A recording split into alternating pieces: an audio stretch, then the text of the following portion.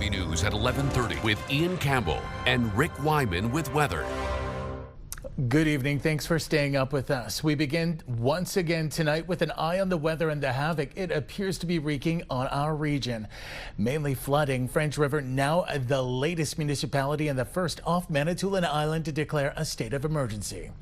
French River providing this footage to CTV News of extremely high water levels in the Noelville area and flooding around the culvert. Late tonight, they learned their request for emergency resources has been granted by the province. Sandbags are being offered in both Noelville and Albin. I've lived here for decades, and I've never seen the water go up so high in April. And there's still lots of ice on the river. And the other thing that's concerning is the amount of snow coming in from Timmins and some of the other northern regions that the waters come down to us because we're at the end of the watershed. It's still unclear if the province plans on releasing the dam at Lake Nipissing. In the meantime, Pajot is asking residents to prepare and to be safe and not to take any unnecessary risks. One of the communities hit hardest by the recent flooding in central Manitoulin is Central Manitoulin. CTV's Angela Gemmell has more tonight from Mindamoya. Adam Smith checks the sandbags in front of his business in downtown Mindamoya. He's trying to prevent any further flooding. Yesterday we had almost 3 feet of water in our basement, a couple inches in our lower level where our beds and bedroom furniture is, and a little bit of water running in our front door. So it's certainly a bit of a mess inside. The mayor says the flooding is due to a combination of melting snow, higher levels on nearby Hare Creek, and recent rain. Got an overflow of water that had to go somewhere, so it's taken to our streets. Has it ever been this bad? No, never in my time, and I've been here in a building right on the main problem area for 35 years. The state of emergency allows the community to access extra provincial resources. Knew that we were going to need some kind of assistance. We didn't know how long it was going to last and how much bigger it was going to be. So we decided to call the emergency now and look for ministry resources to help us out. Stevens says the first thing the province responded with was sand for sandbags. That arrived today along with volunteers to help fill them. Smith says he's grateful for community members who came yesterday to help set up sandbags around his business. We're all just doing the best we can, and I think everybody has to try and see a little bit of positive, and right now, there's not really much else you can do other than try and help and do what you can. The mayor isn't sure when the state of emergency could be lifted. To make matters worse, the flooding has compromised the water distribution system and forced a drinking water advisory in the town. Angela Gemmell, CTV News, Mindamoya. Around 3 this afternoon, the Mindamoya Hospital and Emergency Department announced it would be closing temporarily as the flooding is impacting water and sewer services. Residents are being sent to Little Currents Hospital and the hospitals in Espanola and Sudbury. The hospital says it'll reopen when it is safe to resume normal operations. And work started today on repairs to Sunsight Estate Road in Asiganak Township on the eastern side of Manitoulin. The hill had crumbled away due to torrential water running down. A municipal staffer on site tells CTV News they hope to have it back to normal by Friday. 8 properties are on the other side. The township says it's been checking in on everyone living along the road to ensure they have necessities while the repairs are being made. Manitoulin's iconic bridal Vale Falls are closed until further notice. The iconic spot and Kagawong River are in Billings Township, which is also under a state of emergency. Its mayor telling CTV News the area is too dangerous given that it's smelt run season. He's asking people to stay away this year and they're concerned for people's safety.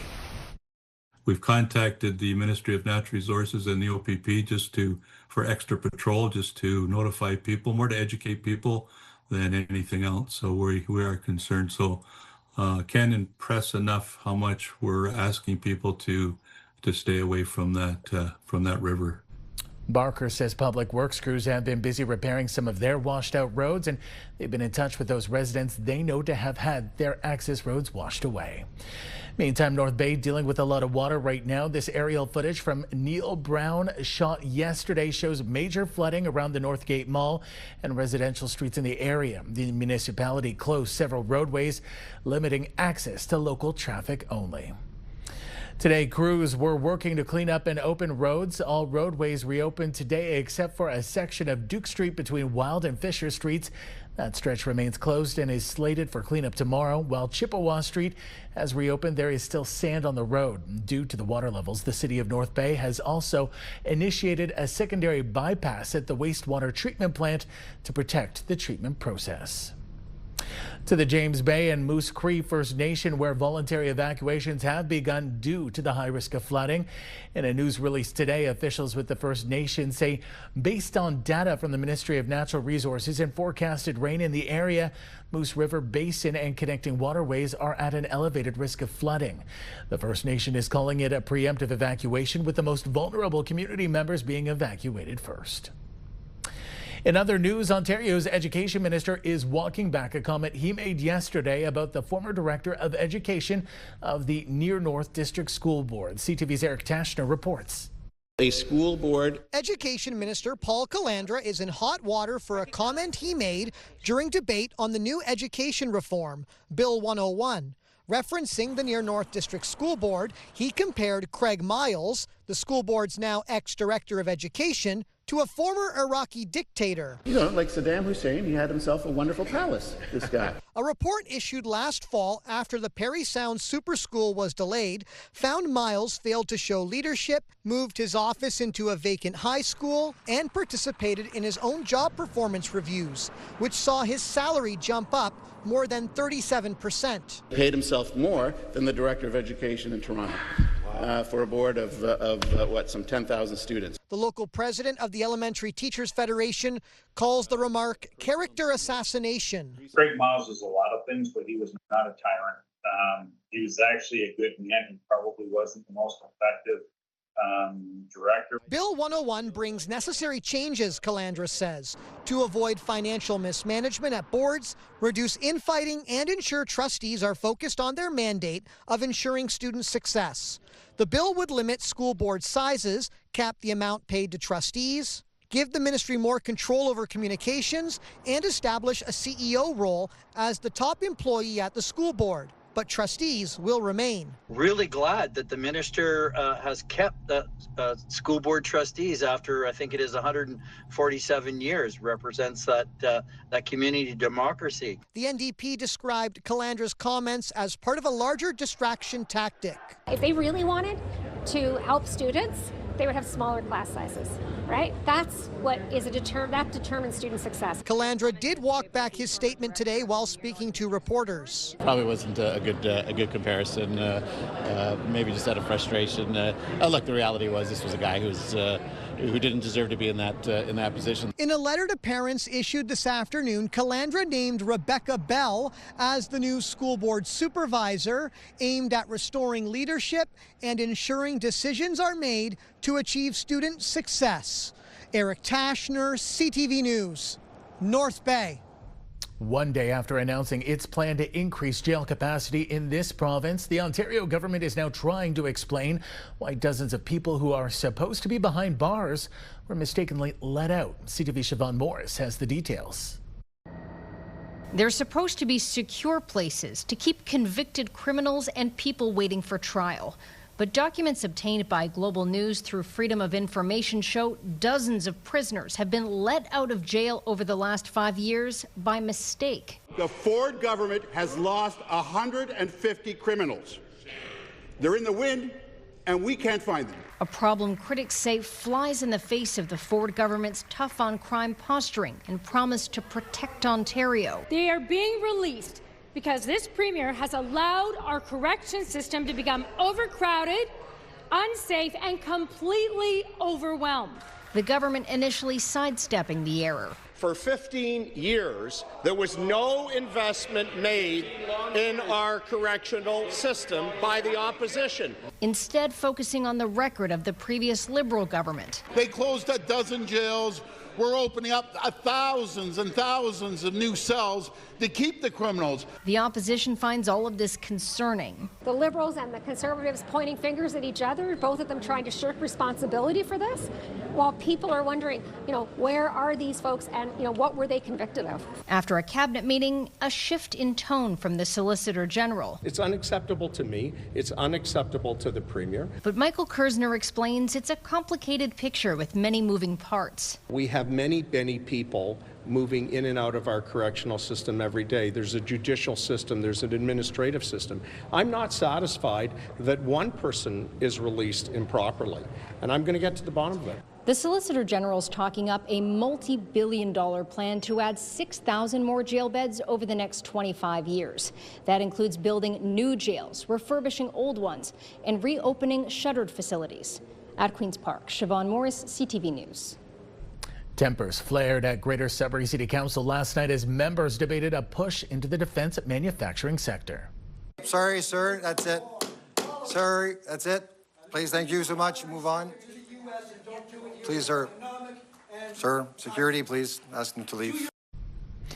That was the second interruption from attendees who expressed concerns while the motion was being presented. The proposal sees the city declare its support for pursuing jobs in defense, military equipment, and vehicle manufacturing. While the motion was carried, the debate revealed a divide at council. Through international law, the attacks on civilian infrastructure is barred. However, if we do get involved in the construction of equipment for the defense industry, that would make Sudbury a viable military target and put a target on our back should we ever be involved in direct combat. So that is a concern of mine that would kind of make me hesitate to support this motion. It's not about war, it's about peace and trying to bring peace to the world. But our peacekeeping mission for our soldiers that go to these countries to help out, they need the proper tools and proper equipment to help. So if we don't take a lead in this, we're just allowing this opportunity to go to other communities that don't have the minerals and the resources that we have right here in our own backyard. City staff are expected to report back with potential industry leads later this year. Timmins Council has approved a nearly 5% tax increase. For the average homeowner, this increase would be around $180 a year for a home assessed at $193,000. For commercial properties, that increase translates to about $400 per year. Timmins' 2026 budget sees an increase of roughly 11% in spending, with $51 million expected to go to roads and infrastructure projects. The city also approved a 2% increase to the municipal accommodation tax. The MAT tax is applied to short-term accommodations like hotels. 1% of the tax will be reserved for the city's multi-use recreation center. 50% of the revenue from the MAT tax is earmarked for promotion and growth in the tourism sector through the Timmins Economic Development Corporation. Time now for a short break here on CTV News. Coming up, Amanda will have your full weather forecast. For now, a look at the rain we are expected to get in the next little while. This is what has a lot of municipalities concerned. Moving into Thursday, this is one model, albeit so the models could change, but this is probably what has some in along Manitoulin and French River concerned. 19 millimeters in around Parry Sound, 15 millimeters around Algonquin Park. As the week continues, there are the current conditions. We're seeing some drizzle in Kapuskasing, Timmins and Wawa, fog down at Timiskaming Shores in Sudbury. That is more haze in Gorbea, according to the airport. We'll have details after the break. Welcome back. Well, when it comes to the weather lately, it's a bit of a game of what to wear, isn't it? Some days we're wearing rain jackets, other days we're wearing parkas, maybe we're going to be wearing a t-shirt in the next couple days. We're going to be seeing all of that over the next 7 days. But before we get to that, let's talk about the rain. We still have that special weather statement in effect for Parry Sound, courtesy of Environment Canada. 10 to 20 millimeters of rain expected tonight in into Thursday, so make sure you keep that in mind when you're heading out and about. Also, a number of flood watches across our region as well, as we've been talking about in the news. So yeah, it's that time of year, I suppose. But let's get into the 7-day forecast, starting with Sudbury Nickel Belt. So for tomorrow, we've got a chance of showers, high of 11, 18 on Friday, mix of sun and cloud above seasonal, periods of rain on Saturday. By the time we get to Sunday, chance of flurries, 18-degree difference compared to Friday, high of 0 for that day. And then by Monday, we'll get some sunshine on the way there. For Sault Ste. Marie, Algoma, chance of showers for tomorrow, high of 11, 16 on Friday, sunny skies, periods of rain on Saturday, high of 6, and then sitting at the freezing mark by Sunday, 9 degrees below the normal for this time of year.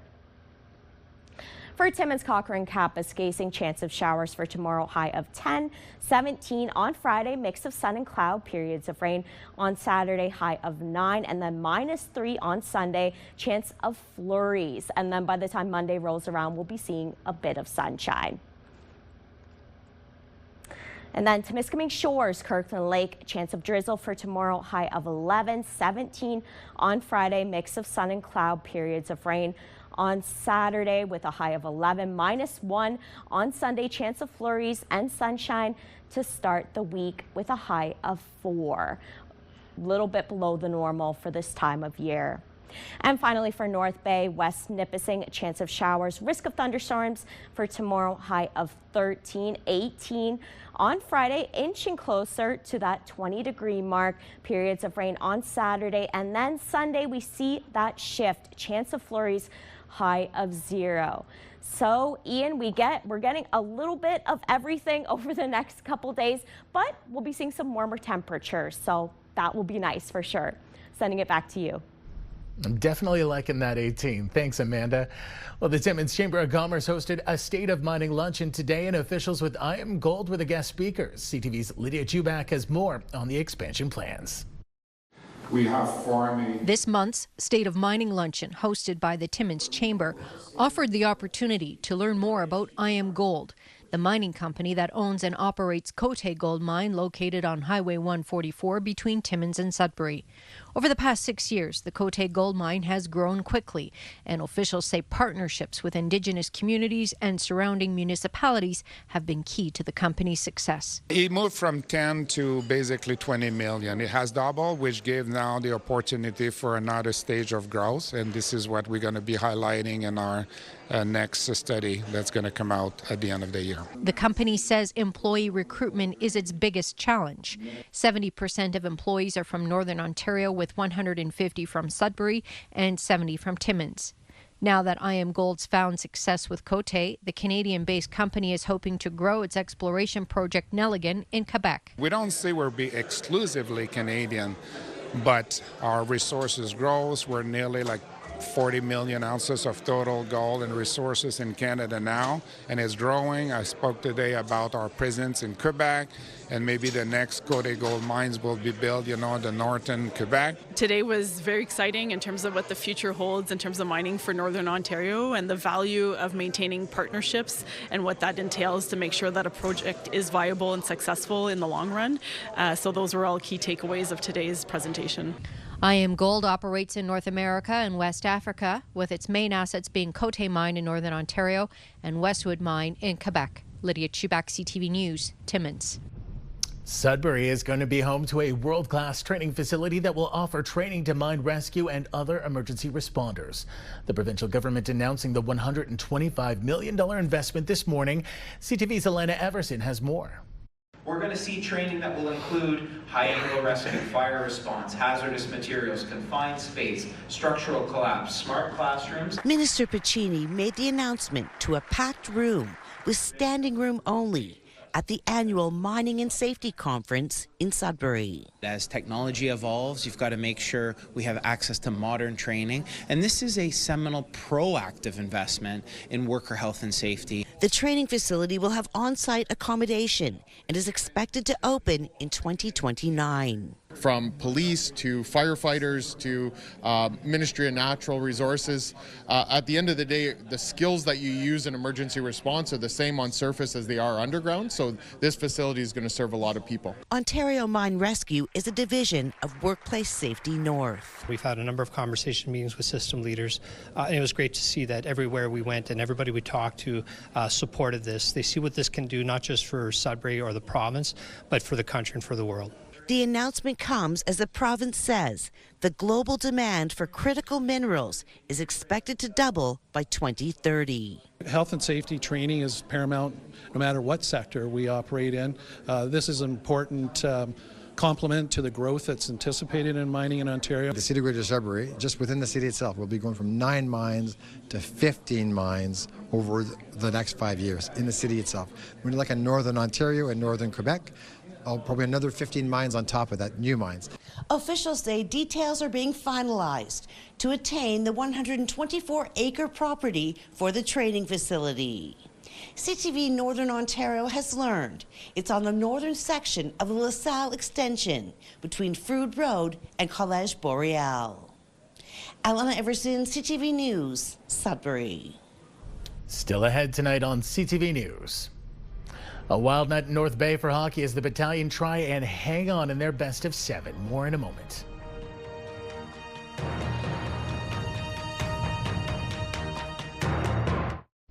A heartbreaker of a night in North Bay. If you haven't seen the score yet or you're trying to avoid it, plug your ears. Tonight, the troops got swept in 4 against the Brantford Bulldogs, but they came close with goals like this.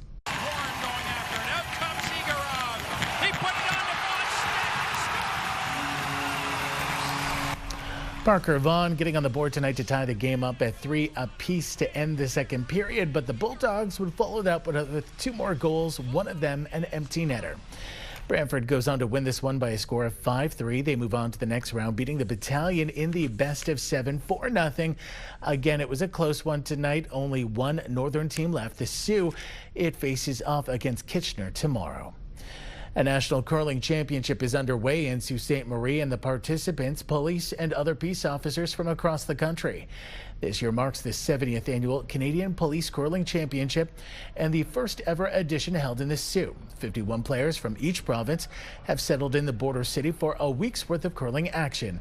The skill level is high, say organizers, with some curlers having prior history.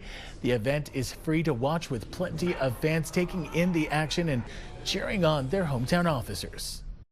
It means the world to us curlers, and obviously as me being a police officer here in Sault Ste. Marie, to have it in my hometown. I think it's a great event for our city to host something of this caliber, and we have police officers from west to coast representing different police forces, and they get to enjoy our city. It's great. So we don't have the stress and the pressures of work. We honor a fallen member every night in the hospitality suite, so that has a serious note to it, but we also go out and have a good time on lots of the evenings and curl during the day and have lots of laughs. Having those relationships active within our community and our policing partners is very important, especially when it comes down to border services and the RCMP, who have a lot of members here. Sometimes we do get involved with investigations. We do have to make those calls, and this way here we have someone we can reach out to and they can point us in the right direction so we can get the proper answers we need. Of course, we wish them all a big welcome to Northern Ontario. The tournament takes place every day until Saturday. Drink Smart is a student-led initiative operated by Smart Serve Ontario. The organization put out a survey to see the drinking patterns of students 18 and up, and it discovered a larger issue. CTV's Madison Merrier reports. The Drink Smart survey was hoping to give a voice to post-secondary students, and it found out that students' concerns over mental health and financial security outweigh their desire to party. Financial stress is a top issue just everywhere for students. So 74% of Northern students citing the cost of living as a major stressor. I really get stressed during exams about like finances, everything, because I usually take time off work to prioritize my studies. Financials is probably at least as a student from my perspective, like that's probably the most pressing thing students have on their mind, because if you don't have money for school, you're not going to be at school. If you don't have money for food, you're not going to be eating. And if you're not thinking about like anything related, like anything that's probably in your mind is financial related. Mental health challenges are also cited as a barrier to education.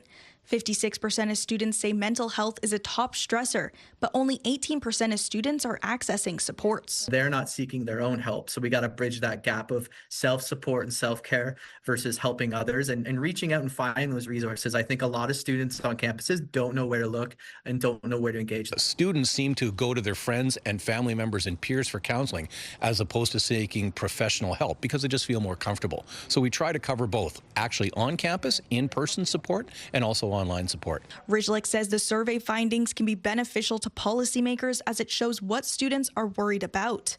As for alcohol and cannabis stats, less than a quarter of students say they use cannabis and nearly half say they don't drink. Madison Merrier, CTV News, Sudbury. That's our newscast this Wednesday night. Thanks for watching. Try and stay dry if you can, and we'll see you tomorrow. Good night.